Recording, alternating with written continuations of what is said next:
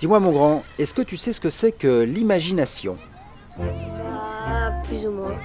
C'est. C'est. Quand tu imagines quelque chose, c'est quand tu penses à quelque chose qui est pas vrai et qui.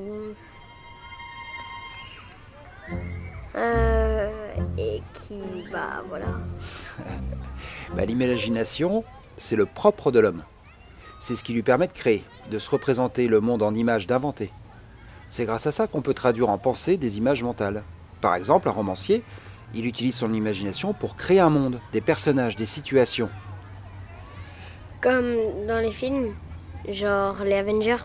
Stan Lee, il a tout inventé. Iron Man, Thor et Hulk. Bah oui, Stanley, il a inventé des choses qui ne sont pas réelles. Et c'est grâce à la puissance de son imagination qu'il est devenu un créateur. Si on a inventé les navettes spatiales, c'est parce qu'un type, un jour, il devait avoir la tête dans la Lune et il a décidé d'inventer un truc pour aller chercher sa tête. Comme quand tu écris des chansons aux toilettes. Oui, bon ça va. Tu en as beaucoup de l'imagination, toi. Et moi, j'en ai aussi. Ça dépend où tu écris tes chansons, mais oui, t'en as beaucoup. Quand tu fais des dessins ou que tu bricoles ou que tu inventes des mondes avec tes copains. Ou quand tu as voulu fabriquer des énergèmes en les inventant avec des moules, avec de la glycérine et tout plein de trucs bizarres. Ça, t'avais beaucoup d'imagination. Les enfants ont souvent plus d'imagination que les adultes. Bah oui, parce qu'ils ont moins de soucis. Parce que les enfants, ils n'ont pas de limites.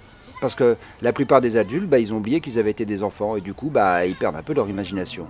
Et puis, les adultes, ils jouent moins.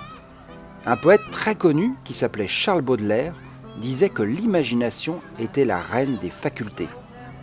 En 1968, il y avait des grandes manifestations, il y avait plein de gens dans la rue, et ils se baladaient en hurlant un slogan, l'imagination au pouvoir.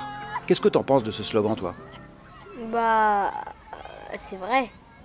C'est un pouvoir, parce que quand tu imagines des choses, en même temps, tu peux les créer. Et voilà. Est-ce que tu sais comment est-ce qu'on pourrait combiner l'imagination et la raison pour inventer des choses et pour trouver des solutions pour protéger la planète? T'aurais des idées?